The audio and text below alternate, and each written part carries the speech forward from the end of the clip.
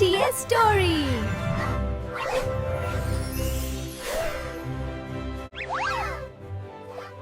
এক ছিল ছোট্ট একটি গ্রাম। সেই গ্রামের এক কোণে থাকত খুব গরিব এক বুড়া আর বুড়ি। তাদের নিজের কোনো জমি ছিল না, কাজ করার শক্তিও আর আগের মতো ছিল না। তাই তারা প্রতিদিন গ্রামের মানুষের কাছ থেকে ভিক্ষা করে যা পেত তাই দিয়ে কোনো রকমে দিন কাটাত।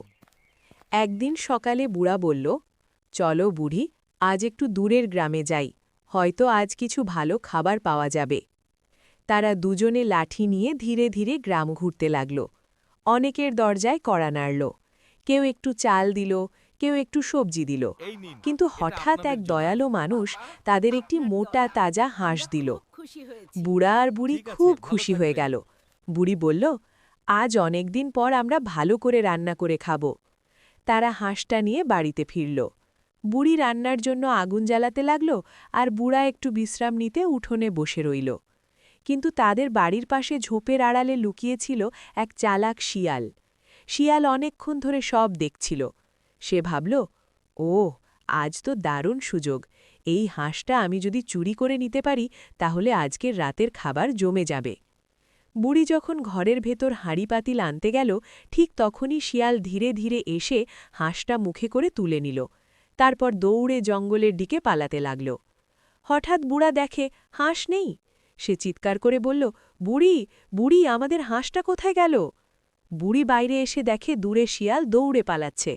সে চিৎকার করে বলল, ওই দেখো, শিয়াল আমাদের হাঁস নিয়ে পালাচ্ছে। বুড়া লাঠি নিয়ে দৌড় দিল, কিন্তু বুড়ো বয়সে আর কত দৌড়ানো যায়। শিয়াল ততক্ষণে জঙ্গলের ভেতর ঢুকে গেছে। বুড়া আর বুড়ি খুব দুঃখ পেল।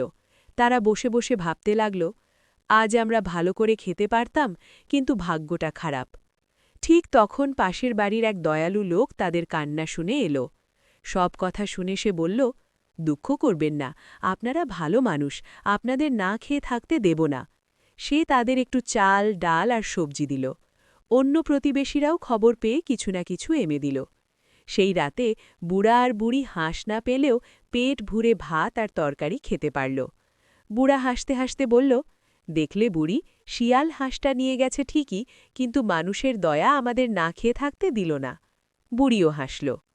গল্পের শিক্ষা, মানুষের প্রতি ভালোবাসা আর দয়া থাকলে কেউ কখনো একা থাকে না।